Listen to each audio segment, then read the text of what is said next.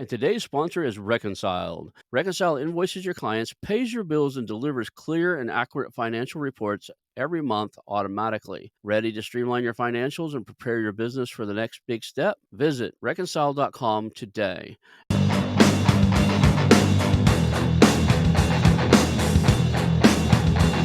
Hello, and welcome to the How to Exit podcast, where we introduce you to a world of small to medium business acquisitions and mergers. We interview business owners, industry leaders, authors, mentors, and other influencers with the sole intent to share with you what it looks like to buy or sell a business. Let's get rolling.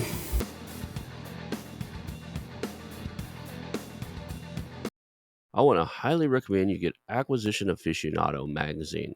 Every month, Acquisition Aficionado magazine brings you tactics for business buying and selling you won't find anywhere else. Learn firsthand from industry leaders who share their success stories, featuring in-depth interviews and stories from leading figures in the business acquisition industry. This multi-platform mobile magazine speaks to acquisition entrepreneurs wherever they are in the journey. And I want you to visit acquisitionaficionado.com today. Welcome to the How to Exit podcast. Today I'm here with special guest John Carvalho, president of mergers and acquisitions advisory firm of Stone Oak Capital. John is also the co-founder of Divestopedia, which is a leading online educational resource for mid-market mergers and acquisitions. Thank you for being on the show today, John. Did I get your last name right, or did I butcher it? Just did. No, you got it right. You got it right. I said it, and I was like, I don't think if I said it the same time I said it earlier when he told me it was okay. It's like, man, did I do that again? So I want to thank you for being here. This is going to be fun. You've got a lot of experience. It looks like you go back 20 plus years in the merger and acquisition space.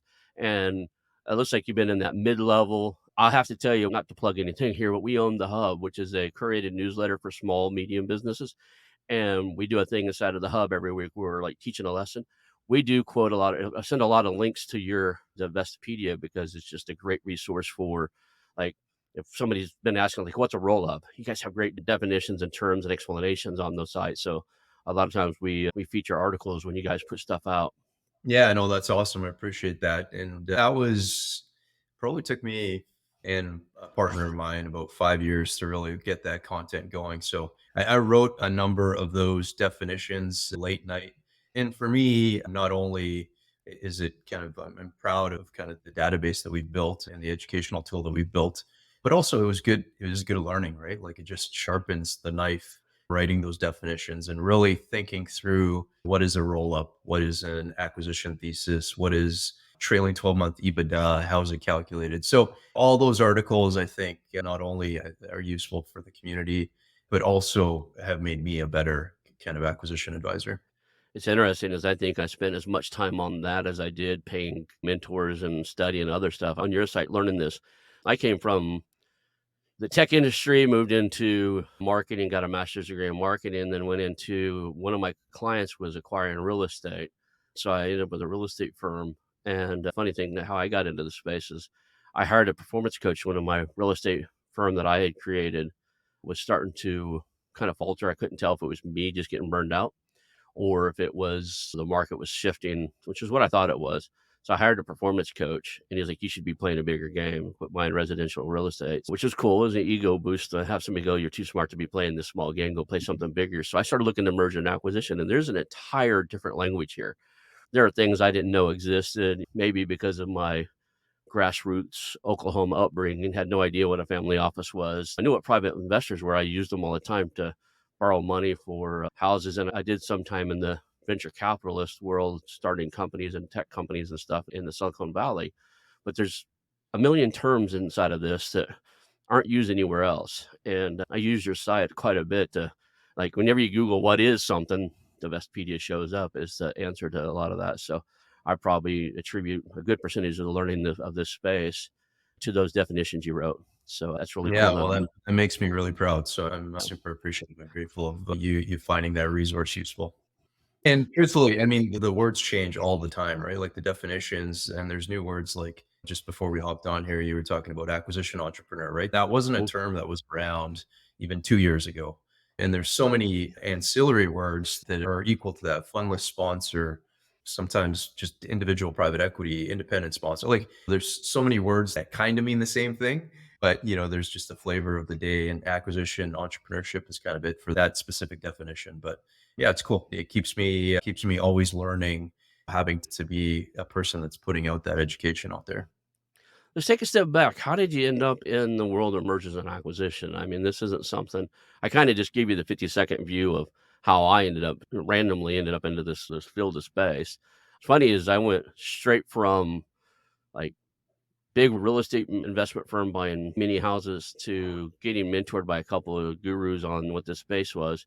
And one of the first things that we did is we created a roll up, which is probably too big of a project coming right out the door. But that was a baptism by fire. I got named a chief marketing and sales officer for a big, I say in our world, big. We were looking to exit at about 500 million marketing roll up where we were rolling up marketing agencies. And cut that story short, Yeah. a year and a half into it, we had about, I think it was like 26, 27 agencies under LOI. People were starting to sign them, and two of the partners split off and bought the rest of us out. So we kind of had a coup at the top. And it was either sell to them or sue them. And it seemed more logical at the time. How did you end up in this space? What's the story behind John, man? How did you come to be the president and an owner of an advisory firm? Yeah, I mean, my story is not as exciting as yours. So I went through kind of a more kind of typical road, I guess, Hmm. where I graduated from university with a business finance degree, accounting major, went into an accounting firm, became kind of a professionally designated accountant, knew that I probably didn't want to do that for the rest of my life. So found a position within kind of a larger organization. It was Deloitte, actually. So I Big worked at one. Deloitte in their corporate finance group for about 10 years, but knew that I had kind of an entrepreneurial just kind of bug that I wanted to explore.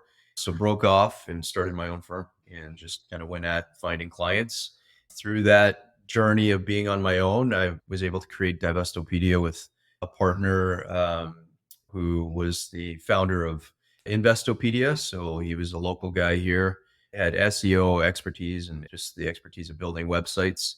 So he and I partnered together because we knew that there was kind of this necessary education that was needed for this lower middle market M&A world. And then from there, I did some acquisitions myself. I've been kind of an advisor in this space. I've also been an owner in this space. And then, I just continued to build my M&A advisory practice. So pretty boring story of going from kind of professional working for somebody to just working on my own, but always kind of doing M&A advisory and building kind of this M&A community through Divestopedia. It doesn't sound boring to me at all. I mean, the fact that you started out at Deloitte built a foundation for you that, I mean, college is great, but if your degree in business is anything like my master's degree, your real education is when you hit the ground.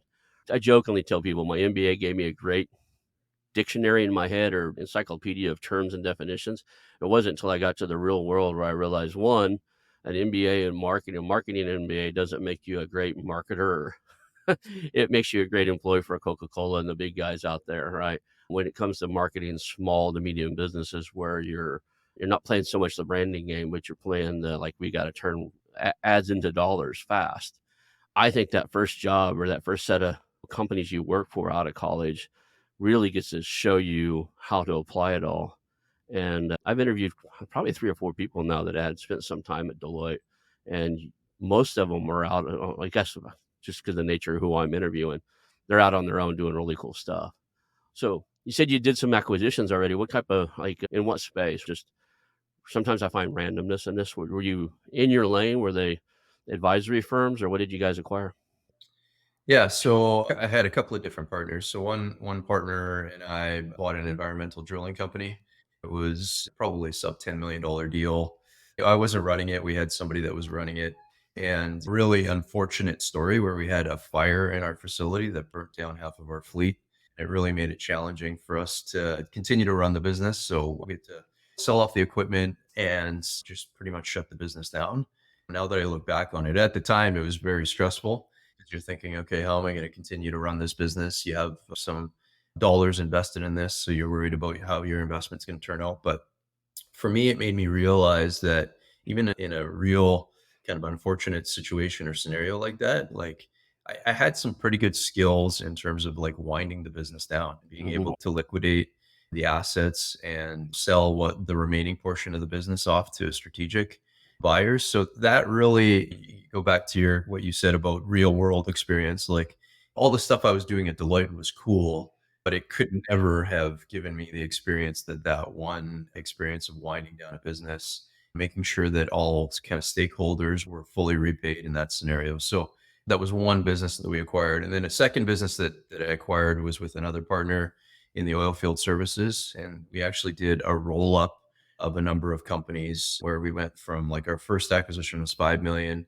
And then we acquired in various different kind of like scenarios and contexts. We acquired 17 other entities, took the business public in 2019.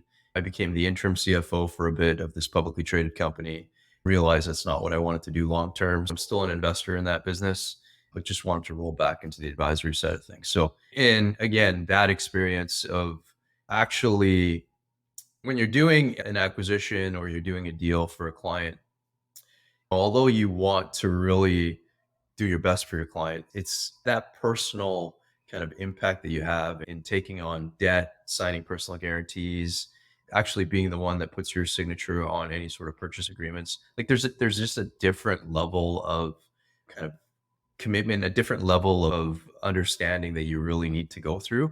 And truthfully, all of that experience of winding down a business, of acquiring 17 businesses, I think have just full circle made me a better advisor in really understanding what my clients are going through now. So again, just really humbled of the experiences that I've had. And now what I'm able to deliver is a pure advisor that's been through it personally. Yeah, I mean, I've interviewed quite a few. I've interviewed over 150 advisors and professionals in this field so far, and I've probably had that many people reach out to me and ask to be on the show that I've told no, and it's mainly just because they're an advisor with 1 year experience, a good college degree, and no closes, right? I think a lot of people enter the advisory world a little too early, I guess is what I'm trying to say. So I think you do bring something to the table if you've done 17, 18, 20 deals that you've been on the hands-on side, plus all the ones you've advised on. There's a level of empathy and knowledge that goes with you've been there that just doesn't exist. You might have the knowledge, you might be able to learn that from a book, you might be able to learn that from helping other people, but that natural, like knowing where somebody is and the stressors they're dealing with, I don't think you can get that feel from only playing on the advisor side and never being in the field. All of these things are learnings, right? The Divestopedia, the actually doing it yourself. Like I'm a student of this game and I'm always learning. And that's why I love having conversations with guys like you and others. And I've been so blessed to be have that kind of like opportunity through Divestopedia, through some of the things that I've done to be able to really learn from awesome mentors. So I'm always growing, I'm always learning.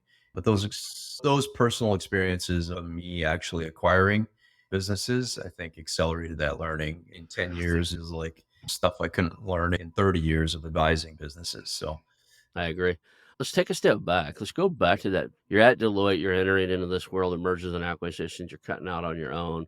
What do you know now, or what would you learn in a different order, I guess I'd say? What do you know now that you wish you'd have known on day one, or at least earlier on in the process? There's some lessons learned that, at least in my experience in life, there's some lessons learned that come later in the game where you go, man, if I'd have learned that first, we'd have done a lot, we'd been here a lot faster. So, what are the value lessons learned you learned along the way you wish you'd have learned earlier?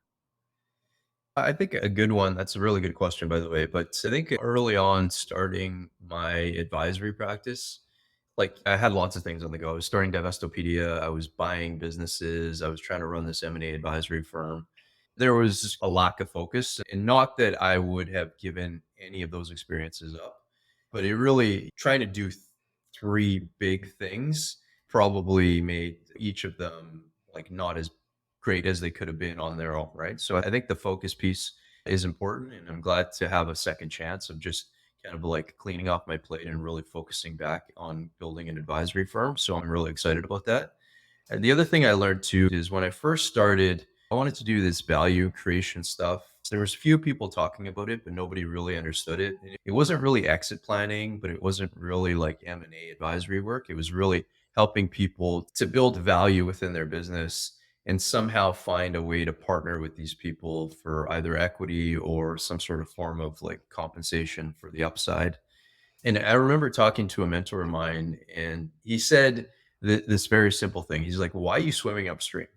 And it made me realize that I was kind of always going against the grain, trying to find something that I thought was a better way of doing things, but it wasn't really necessarily how the market saw it, and it wasn't necessarily how the market compensated people for doing it, right? So I realized that the value creation, although might be a really good way to help business owners kind of increase and maximize value, it's not something that's normally accepted in the marketplace. And for that reason, like, it's hard to build a business around that. If you think you have the greatest product in the world, but nobody's willing to kind of pay you for it or engage you for it, Hmm. then is it really that good? So that's probably a lesson learned that I wish I would have kind of followed earlier. It's funny is that goes with all markets, all products, everything. People buy what they want, not what they need. I have the same mentality you do. Is like I'll see something, go, man, what they really should be focusing on is XYZ, and then I go out and try to get them to buy that, but they don't want that. They want the ABC. They want the Yeah. other end of the spectrum. They want the other end of the. They're looking for apples and oranges, and I'm like, but you really need this weird watermelon over here. You're like apples and Yeah. Yeah. oranges won't do any good, and it happens. And I still catch myself. The other thing you said that resonated with me is doing too many things. I'm an idea guy. I love coming up with new ideas and stuff, and I see things inside of this space, and I have to keep telling myself, "No, no, no. You're focused on providing the best content you can in this space and owning resources that provide that content. So buying resources that provide that content. The second I want to go, okay, this we really could use an app that does this, or there's a really cool AI tool. I should probably have somebody build that does that. All I'm doing is distracting from the things that are working and the things that are where I should be spending my attention on. It happens to, I think there are two different people in this mergers and acquisition space at our level. By the time they're at your level, they're probably geared towards more towards high end operations. But on the small to medium mergers and acquisitions, you got the entrepreneur who is the guy who wants to create, wants to solve problems and stuff. And then you have the operator. He wants something that's organized, making money, and that he can grow in a systematic approach. And often those are two different people. I tend to be more on the entrepreneurial side, right? I'm looking for, if you look at my track record, even in the tech space, somebody's like, "What did you switch jobs every 2 years?" Because everything that was broken was fixed. I would go to a company, fix their data center or their tech, or get everything, systems and processes put in place, and there were no outages happening. Nothing's bad anymore. I get bored and look for the next big mess. So I go to the next company that, once everything's up and running and smooth and there's no crazy meetings to solve big problems, I got bored pretty quickly. And the same things happen to me in the mergers and acquisition spaces. I need that constant problem to solve, that constant thing. So one of the reasons I like interviewing you guys is I get to live through your experiences. I get to hear the problems you solve and stuff. And just on that note, there's a really good book that kind of changed my view on that. Because I'm like you, I'm that entrepreneur, and I keep on like bouncing from idea to idea.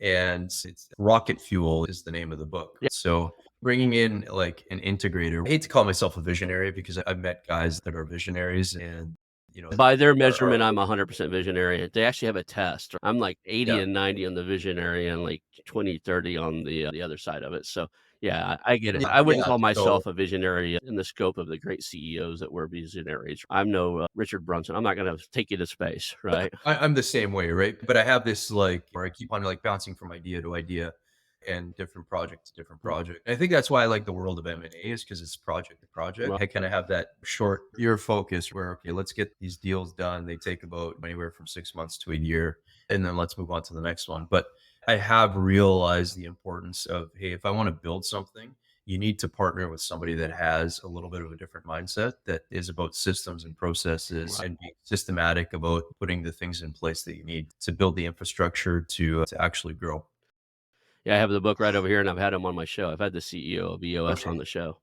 Anybody I wanna learn from, I put them on here, and I think it's critical to mergers and acquisitions to have systems and process and stuff. So, I did interview the CEO of EOS, and I interviewed the CEO or the lead trainer for The Great Game of Business, if you've ever read that book. Oh, The Great Game of Business might have predate the Rocket Fuel, but it's about systems, processes, and it's a little more geared towards teaching the employees their every single employee knows their impact on the overall company. They all know how to read basic financials, and they also know how turning their gear or making their widget impacts the bottom line.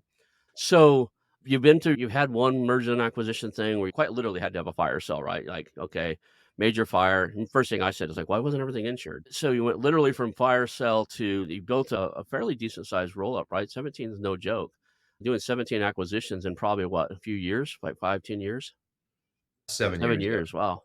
So that was absolutely no joke. If you think of, like I told you, we did a roll up. We had a team of 8 full time. We weren't doing anything else but that, pulling 60, 60 hour weeks, 8 of us. And then we had advisors and people lined up. So we probably had a total of 12 to 15 people to get done what we did in such a short time frame.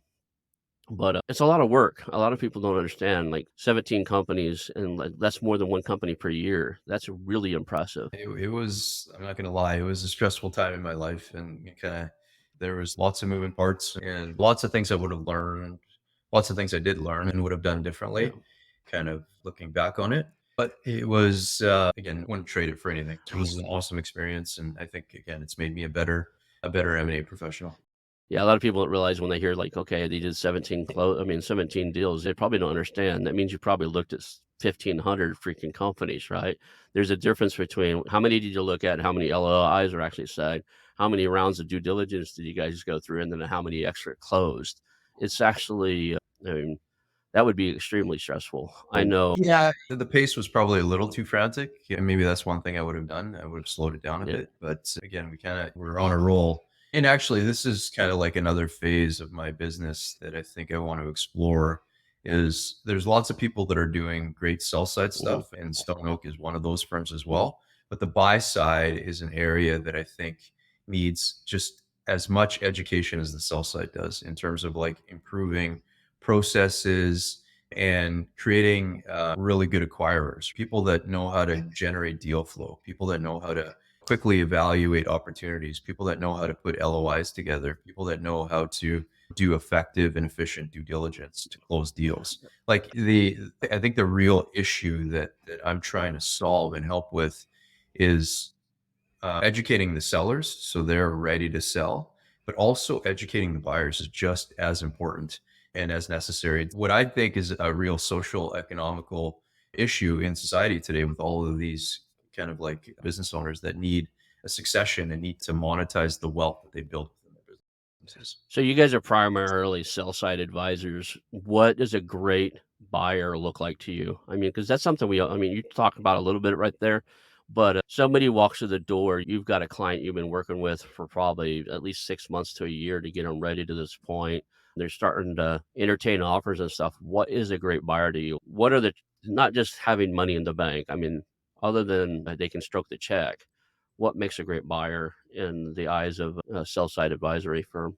Yeah. So just a clarification, we do buy side as well. We're probably doing about Oh, 50-50 okay. right now. That's sell side. And it's something I can get into here in a bit, but even compartmentalizing the buy side to do just deal sourcing Mhm. for companies. So we talked about focus, but this is a new business that I'm starting. I'm just providing deal sourcing for corporate acquirers and family offices, but that's something we can chat about. But I think a real ideal buyer obviously is going to have the capital resources to be able to do it, right? So you can easily kind of assess whether they are able to access the capital. Either they have kind of the cash in the bank or they have kind of the financial wherewithal to go out and find financing and do a deal. But I think the other thing with a buyer that would give me a lot of comfort would be that they come to the table relatively quickly with what a deal structure looks like. And this was the great thing that I learned from my partner, where he and I did this roll up. So, the first acquisition that we did, I introduced him to the opportunity. We went and we went out and we had kind of the first initial conversation with the owner.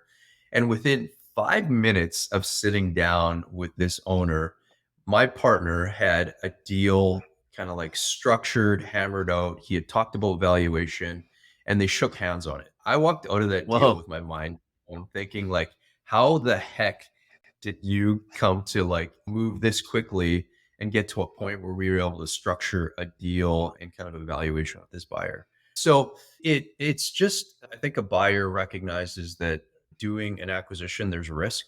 So understanding that concept and understanding that there are going to be ways to mitigate the risk, either through the deal structure itself, through kind of what you can do within the legal kind of structure and the purchase and sale Yeah. agreements, or what you're going to do with operations after the fact. So I think a lot of buyers that kind of cross my desk, and the ones that I don't put as much like faith or commitment on, are buyers that just come back and keep on asking questions after questions, but they don't actually start showing how they're going to structure an acquisition and what kind of value that they're willing to put on the table. So that frustrates I me. think the same problem exists in the small to medium-sized businesses, right?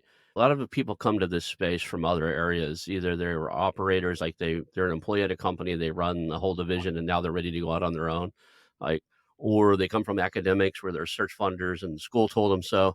But a lot of these guys come from worlds like real estate investing, like myself, and somebody told them, "Hey, there's a bigger game out there," and they start looking at that. Problem is, they start talking to companies before we really know what we want. And I think corporations do the same thing too. They've heard that the best way to grow, or maybe they should look at acquiring another company to grow. Instead of spending the time and research to go, okay, what does that look like? How do I formulate a great offer? What exactly am I looking for? They start talking to advisors who have sellers under contract. And that's distracting to both sides, I think. I think some homework ahead of time of going, what exactly it is I want, and what does a good deal look like for the seller? What does a typical deal look like in this market? How are these things done? Knowing all that is gonna more likely to allow them to hit success. Like in our space, in the small to medium size businesses, they say only 20% of the businesses ever listed for sale get sold, and a lot of people bring that on their broker. I think it's both sides. I think a lot of the reason a lot of those don't sell is the acquirers are wasting the broker's time. Both, right? And I still do lose a lot of sleep when I have a client that I'm working with and just having maybe some difficulty in finding the traction on it, thinking like, okay, maybe I haven't brought the right buyers to the table. How do I really kind of maybe expand the search for the acquirers? But it also falls back onto the seller. Like maybe there are some attributes or something within that business that is making it unattractive to the market. We talked about this earlier, where what you're selling is just not what buyers are wanting to buy. But you're right. I mean, it goes both ways. Maybe it falls on the seller, but it also falls on the buyer, where there needs to be just concept of being a deal maker, of going out and of just wanting to buy businesses and learning how to actually execute on that, right? I think we have a lot of book smart people that are trying to do this, but we don't have a lot of deal makers that are willing to take risks and understand kind of that risk aspect of doing transactions. And that's one thing that my one partner really taught me. And he is just so good at assessing and analyzing risk and really contextualizing it and saying, okay, like here's the risks that I see. Here are the probabilities of these risks ever coming to fruition, right? I think Seneca that said that most of what we worry about is imaginary and it's not going to happen. Really putting a probability around what's the possibility of these risks coming to fruition. And then if they did, what are the things that I would do? So he was just so great at rationalizing through all of that. And I think that's what made him a great deal maker. It's interesting. And one of the things you said earlier that kind of clicked in my head is I didn't realize, or didn't click until just a second, kind of an aha moment is that selling businesses and the standard marketing term product market fit have a correlation, right? The product market fit in most products is, does the market really need this? There's actually a buyer side, seller side where, and I think it's a little more now than it was maybe 2 years ago, maybe a year ago when the economy was a little differently. I think buyers are more selective. They're looking at less risk.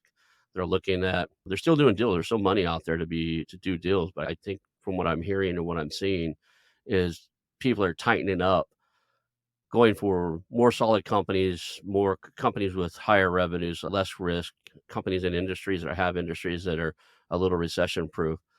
With that tightening up, making sure you have a product that fits what the market's looking for and knowing how to work that is, I think, critical. And from that advisory role, do you see the market tightening up like some of the other advisors and stuff I've had on here? And today's sponsor is Reconciled. Are you an entrepreneur or business owner thinking about your exit strategy? Or maybe you've just landed a business through acquisition and the books just aren't the way you need them to be. Let me tell you about Reconciled, your dedicated partner for industry leading virtual bookkeeping and accounting services. Reconciled pairs you with skilled professionals who empower you to grow your business and prepare it for success, whether that's your exit or taking that new acquisition to top performance. Imagine having high level financial management without expanding your team. From bookkeeping to CFO services, tax advisory, and even fully outsourced accounting, Reconciled has got you covered. They help you make the best business decisions, keeping your end goal in mind. And the best part? Reconciled understands acquisitions, as they have acquired 3 accounting firms in the past 3 years, and their founder, Michael Lee, mentors others in searching for acquisition, raising capital, or trying to aggressively scale. Reconcile invoices your clients, pays your bills, and delivers clear and accurate financial reports every month automatically. Ready to streamline your financials and prepare your business for the next big step? Visit reconcile.com today and let them get your books in order. Reconciled, making bookkeeping a breeze. That's reconciled.com. Something really cool coming up. It's called the Business Acquisition Virtual Summit, July 26th to the 28th. Join Jeremy Harbour, Roland Fraser, Carl Allen, and 20 other leaders in mergers and acquisitions. The event is the 2023 Business Acquisition Virtual Summit. How to Exit is proud to sponsor this 100% online event packed with 3 full days of expert talks from the world's most recognized acquisition entrepreneurs. Register now at businessacquisitionsummit.com. Be sure to check out their option to do the upgrade to VIP virtual networking so you can meet and talk with the other participants. Don't miss out now on the M&A event of the year. That's businessacquisitionsummit.com. Yeah, the market definitely is tightening up, like rising interest rates, the automatic finance makes just makes it more difficult to do transactions. But maybe going back to this concept of risk, right? Like, I mean, there is added risk. There are also these levers that you can pull, right? You might not pay as much. You might structure the deal where there's more seller financing or earnout, right? So it's really understanding the levers to pull in terms of like these risk things that are coming up. I think you can really do deals in any sort of environment, but I feel like people are so risk averse, and this is going back to your question on kind of buyer profile. So somebody that I see that is so risk averse, they're not willing to do a deal that's fair. That to me is an immediate put off for a buyer that comes to the table. And I'll call them out on it. I'll tell them that, hey, like what you're proposing is not fair. Put yourself in the seller's shoes. I mean, would you accept an offer where you're trying to lowball somebody and just get a really amazing business at a less than fair price? I don't think that's something that you can really successfully continue to do transactions over and over with that philosophy. So, given the current state of the market, and I know our market and your market kind of mirrors each other. So, what happens in America ends up happening in Canada, and maybe a little bit on the reverse. We feed off of each other. We do a lot of exchanges. I can't say for sure, but I don't know if in history if there's been a time where Canada was having a booming economy and we were in a depression, and or the other way around. We kind of, I think we do mirror each other. That said, how long do you think this? I'm going to ask you to put your forecasting hat on. Is this a temporary thing, or are we entering? Are we just entering into it? Or are we coming out of it? Or what do you see the current economic cycle as? I think Rob Slee had, I don't know if you've ever interviewed Rob Slee, but he should be another guy that you interview. He's the godfather, grandfather, whoever, whatever kind of relationship you want to put it to kind of this private capital M&A world. But he had like this 10-year transfer cycle that he talks about. I think right now that there's a lot of risk and a lot of uncertainty out there. Rising interest rates, kind of like economy slowing, geopolitical risks, this transition from kind of like oil. We are a resource kind of sector business. We're transitioning or economy where I'm located. I mean, we're transitioning into this kind of tech base, and we're growing some tech companies within the region that I work in. But really, we're seeing that there's this kind of shift away from natural fuels and natural resources to kind of the electrical world and EVs and all of that. So I think there's this shift in the world that's people are starting trying to get some footing in terms of how this is all shaking out. I think one of the biggest drivers though is this transition of aging business owners that need to create some sort of liquidity. and need to kind of monetize the wealth that they built in their businesses. So that continues to grow. And the demand for businesses that need to be acquired is there as well, with all of these kind of like acquisition entrepreneurs and all of this capital is out there. So I think although like valuation ranges might change because there's rising interest rates and there's challenges to access capital, the actual volume of deals that are happening are going to continue to be there. There just needs to be a shift in how the deals get done. Yeah, it's scary actually. Here in the United States, over 50% of all employees are employed by a small to medium business, somebody in that realm up to where you guys are doing deals and below. And like there's just not enough buyers around. If you look at what's happening like in other areas of the world, I was reading articles, I think a couple weeks ago now, about Japan. Japan's aging market is so bad, they're actually giving away multi-million-dollar companies to successors. Their culture is a little different than ours. Their legacy and honor is so important that they really don't want to shut the things down, and they really want to make sure that customers and their legacy is taken care of way more than I would say here in the United States. We're more likely to shut a business down than we would be to just give it away.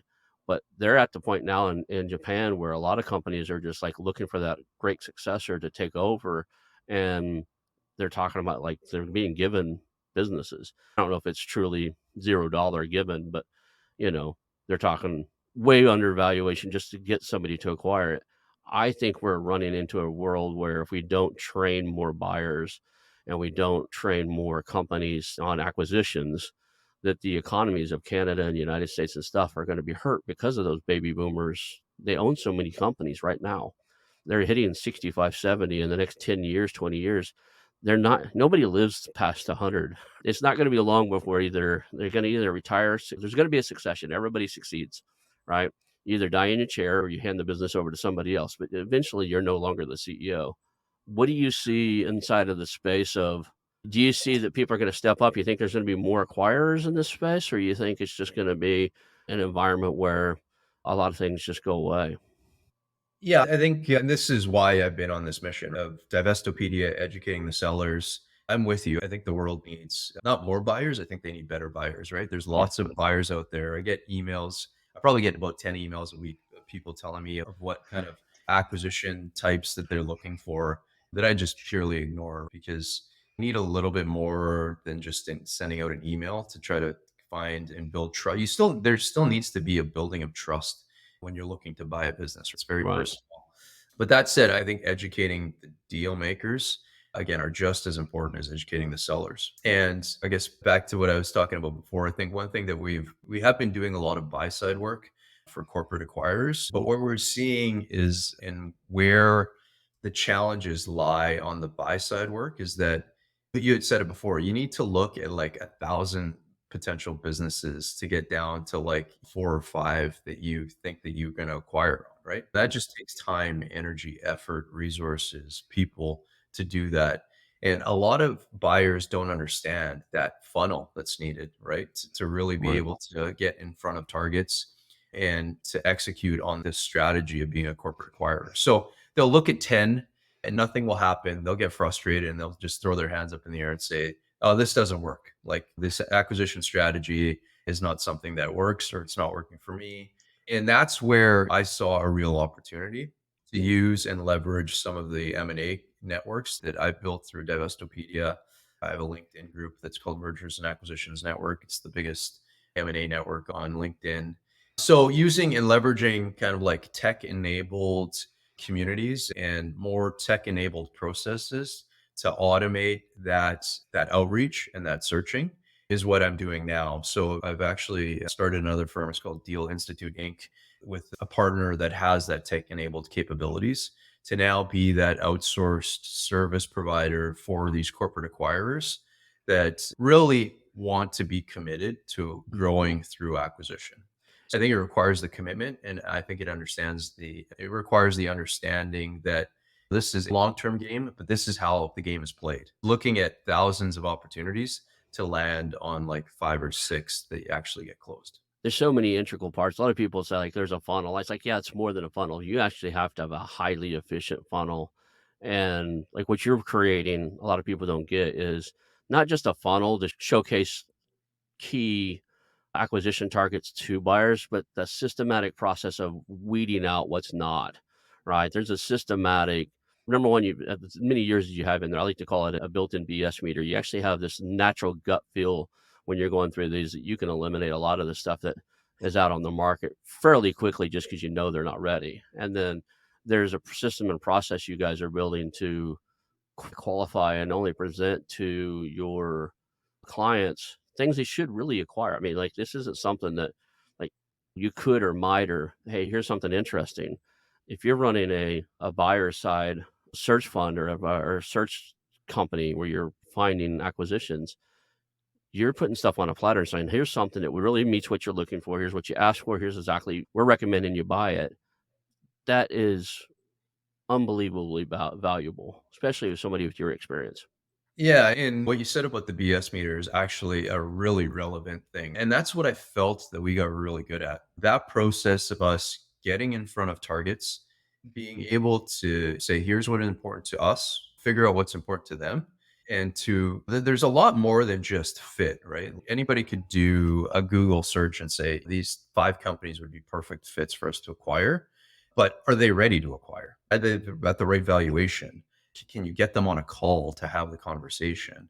Like, what would be kind of a win-win structure for the seller to want to be acquired by the corporate acquirer or the acquisition entrepreneur, whoever it is, right? So being able to assess that really quickly and dismiss it if the transaction variables to close a deal aren't there, then move on and go to the next No. one. So it's not just about finding the perfect fit, it's finding the perfect fit for a deal that you can actually get closed. And that's what we got really good at. And that experience is what we hope to bring with the Deal Institute and for corporate acquirers. People hear me talk about that marketing roll up and like they hear me say that we had over 200 marketing agency sales on the phone in less than 200 days. Like what they don't get is for the 9 months prior to that, we didn't talk to a single one. We spent 9 months researching the industry. What are their pain points? What are they looking up for in being acquired? What are they getting offered by private equity? We really did a lot of analysis and spent lots of hours into what does a great deal look like for them and how does that work for us? And we structured something when we presented it to him, like, "Yeah, I'll get on the phone with you. We want to chat." You know what? I think the other real opportunity for corporate acquirers is just if you think of it logically, like I have clients that say they get reached out by private equity firms all the time. And most business owners that I talk to will dismiss that and say, you know what? I don't want to talk to a private equity. They don't have experience in my industry. I don't know if they're just on a fishing expedition, or maybe if they've taken one call, it's been a bad experience. So they'll never take another private equity call again. The thing with a corporate acquirer, like most business owners will take that call, right? If we reach out to somebody and say, hey, we're working with a large, I don't know, construction company in your industry that's looking to grow through acquisition, we've identified and targeted you as a really good fit to our acquisition strategy. Will you take a call and hear out our proposition? Most business owners will take that call. So I think corporate acquirers need to understand that they are most times the logical buyer, and it's easier for them to execute an acquisition strategy because of that advantage that they have, where they can get in front of business owners a lot more easier than a private equity firm can, than definitely an acquisition entrepreneur can, who's looking for Yeah. one business and it's their first business that they acquire. Corporate acquire is so much easier to execute on the strategy than kind of the other buyers at the table. Yeah, it's difficult for somebody to come from a world of never acquiring anything and want to be the logical safe pair of hands for a corporation to hand over their business to where I can see in what you were just saying there is a strategic buyer's got a better chance of getting that call. I've been in positions where we knew that private equity were offering to buy companies like ours, like when I was in the tech industry and stuff, where they wanted to come in and invest, but they wanted control and all this other stuff. There's a callousness, especially in this. I think anything in the small to medium sized businesses where legacy is important, everything like that. The private equity world just doesn't appeal to them. They feel for even some of the marketing agencies, when they realized we were investors, like we're not a big marketing firm that just wants to pull them under. We were investors and we had a strategy to grow them for 3 to 5 years, and then we're going to sell the whole package. That was a big obstacle to overcome for a lot of the small companies. They just weren't interested. I think that if you're the big construction company, you're talking to a smaller construction company, it's more logical. They see that as a safer pair of hands than a private equity calling them and going, we're buying 15 construction companies over the next 5 years, and we're going to sell it for a profit. We'll give you a little money now and a little bit more money later. Are you interested?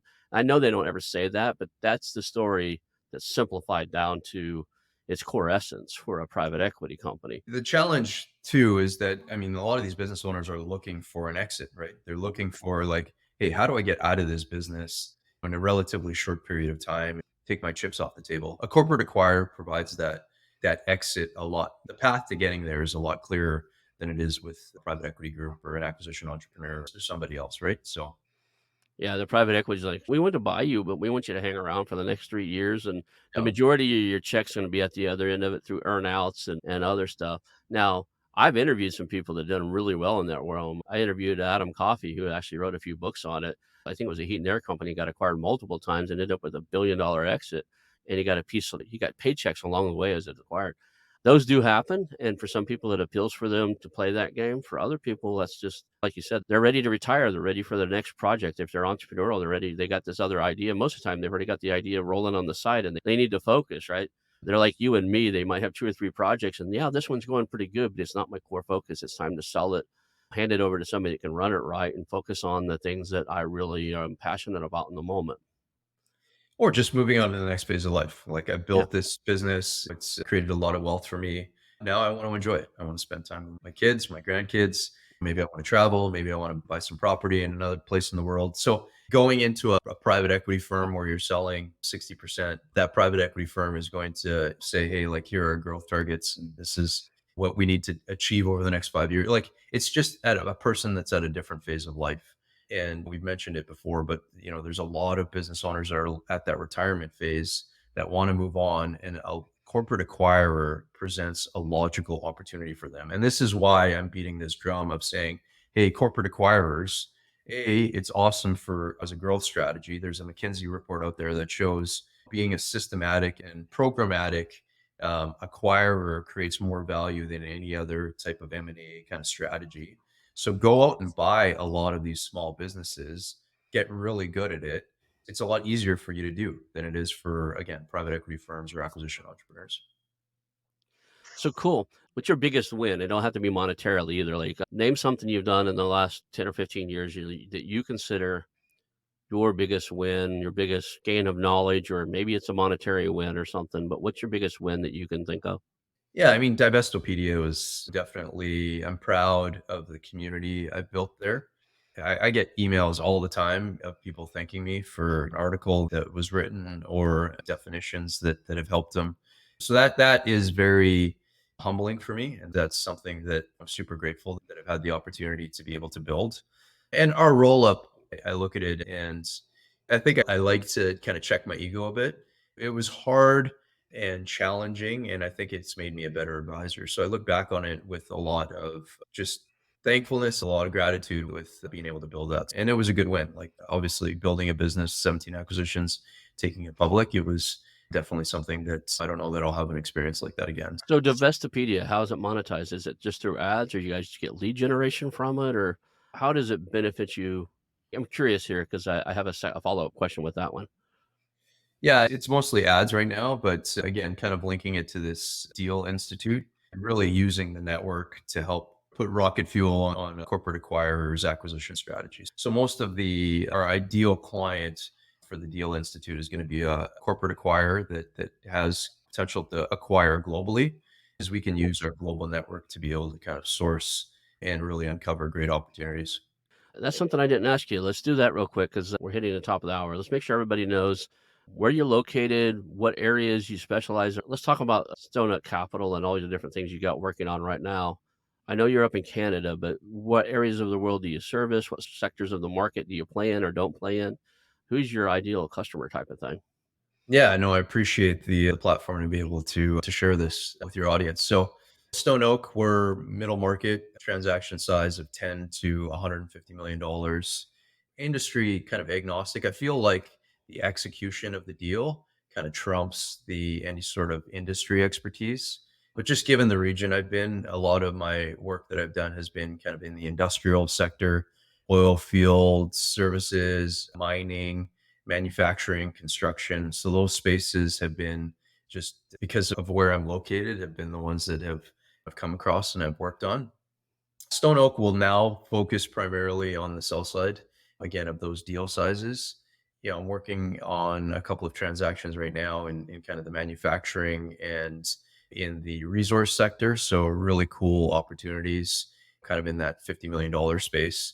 So those would be the deals that would be our best target and our best kind of client for us. In terms of the Deal Institute, again, that's primarily focused on done for you services on the deal sourcing side for corporate acquirers and family offices. Because we have the benefit of using our communities, our global communities with Divestopedia and the merger and acquisition LinkedIn group network, we're really, our ideal client would be a corporate acquirer that has kind of a North American or global kind of acquisition aspirations. Those would be the two things that we're focused on. And then, of course, with Divestopedia, we're always looking for media partnerships. We have some great webinars and some great guests that come on very specific acquisition, M&A, kind of middle market topics. So we're always looking for guests that want to join us, sponsorship opportunities that want to reach our network. That's awesome, awesome. We have that little curated newsletter that focuses on the probably right underneath you guys at $10 million deals and below. But we often feature articles you put out, and we have an event calendar on at the bottom of it. So we're always looking for events and stuff that are happening, mostly for the acquisition entrepreneur, the ETA guys and stuff like that, search funders and that type of stuff. But I'll make sure my team, I have a couple of assistants and a partner in this. We actually bookmark your site, and we'll dig through there and see if you have events and stuff we could feature too. That would be cool. Yeah, I'd love to find ways to work together. Awesome. So, how do you want people to reach out to you? If they've heard something interesting today and they think, man, I really want to work with John on this, or I have a business that meets his needs, would you be interested in helping me out? What's the best way you want people to reach out and connect with you? Yeah, LinkedIn is always the easiest. People can connect with me on LinkedIn. It's pretty easy to find, I think, on there. And then just DM me on there and we'll find a way to connect. I'll make sure that link's in the show notes too, so everybody can go to howtoexit.com, look at the show notes. It'll be on there, or they can go, the YouTube show notes will have it too. So if you're driving down the road right now and you don't know the spelling of the name, or if you're hearing this on the podcast, don't pull over or don't cause a wreck trying to write this down. We'll put it in the show notes. When you get to a safe location, pull it up. You'll be able to click on a link and get to John. Last question I always like to ask is, if somebody can remember maybe 2 or 3 things from the show today, what would you want them to be the takeaways from you? What do you want them to remember from you? Yeah, that is a great question. I think maybe just this one, like for anybody that wants to acquire a business, like be a deal maker. Don't like throw away the books, throw away kind of all maybe some of the things that you've read and put an offer on a business that you feel comfortable with, that you feel like you can stand behind and that you feel is fair. I think fair transactions get done, right? Warren Buffett said he wants to buy wonderful businesses at fair prices. And I think that's why he's been able to do it, right? Is because people obviously know his reputation, but he pays a fair price for these businesses. So find sellers that are willing and open to transacting at fair value and put those fair values in front of them. Don't like go and grind for more information over a period of 5 months, right? Like find a business if you like it and you want to acquire it, put a fair value and a fair offer in front of the buyer or the What seller. Awesome, thank you. What's an ideal time frame for you? Like somebody from the day they introduce you to the day they should have an LOI in front of you. What is ideal? Like, Again, this was one of our advantages, but we got so good at it that like within 2 weeks we could have an LOI in front of somebody. I don't think it's not rocket science. It's not hard to do. You can always, if you put an offer and it's totally offensive to somebody, you can always go back and say, okay, well, I apologize. Maybe I didn't have enough information to make a fair offer. So give me more information so I could put a more fair offer on the table, or I can evaluate if it continues to be a fit. But that fear of offending somebody, or that fear of like overpaying, or that fear of like just not really understanding what a deal structure that gets a deal done, like we got to get over that and we got to move transactions forward a lot quicker. Yeah, I can see how that I think it plays against this deal saying the first person that puts an offer in loses. That's not true. You gotta have a starting point if you guys are waiting for them to give you a number. I've seen too many cases where people call me and they're talking to me like, "Hey, I'm just trying to get the guy to give me a number of what he wants for a business." I was like, "Well, just put a fair offer in front of him then." And he's like, "Well, I don't want what if I offer more than he would what his idea was?" And I was like, Yeah. "I just told you to it's a fair offer. Put a fair offer in front of him. If it's fair to you, then it's okay." But what if his idea is lower and I could get a like that hangs up too many people. Everyone thinks that the first one who speaks loses, and it's not true. It's absolutely not true. Could you overpay? Yeah, you could. But if you really know your stuff and you do your valuation, if you overpay and it's still a fair deal, does it matter? Well, and I know we're at the top of the hour, but the ability to then mitigate risk around, like, what if you did overpay? We overpaid for lots of businesses, right? But we found ways to mitigate it, and we found ways to kind of find solutions in the back end. And they weren't easy. None of this is easy, but we Right. did it. So I think you just have to go in with that mindset that, hey, I'm going to pay a fair price, like you said. And if things go wrong, which they will, how am I going to fix it? Well, I want to thank you for being here. Any final parting things? Anything you want to say before we call it a day? Yeah, I just appreciate the opportunity to share my story with your audience. And thanks for this, Ron. Yeah, it was good, and we'll call that a show. Hey, it's your host, Ronald Skelton. I want to thank you personally for watching the show today and invite you to call our new hotline, 918 641 4150. That's 918 641 4150. Call us and tell us about our show, ask questions, suggest a guest, or even tell me about a business you have for sale, and we'll reach back out to you. Again, that number is 918 641 4150. Call our hotline, leave us some information. Thank you. I want to announce our new channel partners, the ITX Marketplace. Since 1998, ITX has created $5 billion in value by selling more than 225 IT businesses in 20 countries. ITX works exclusively with IT-enabled businesses generating between 5 million and 30 million who are ready to be sold, and M&A decision makers who are ready to buy.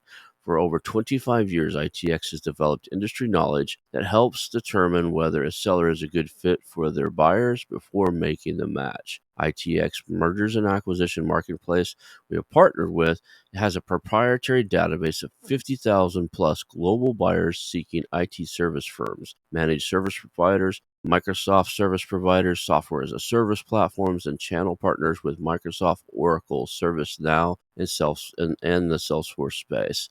If you have an IT enabled business you're ready to sell, I want you to visit the itexchangenet.com/marketplace. How to exit. That link will be in the show notes. Visit them now.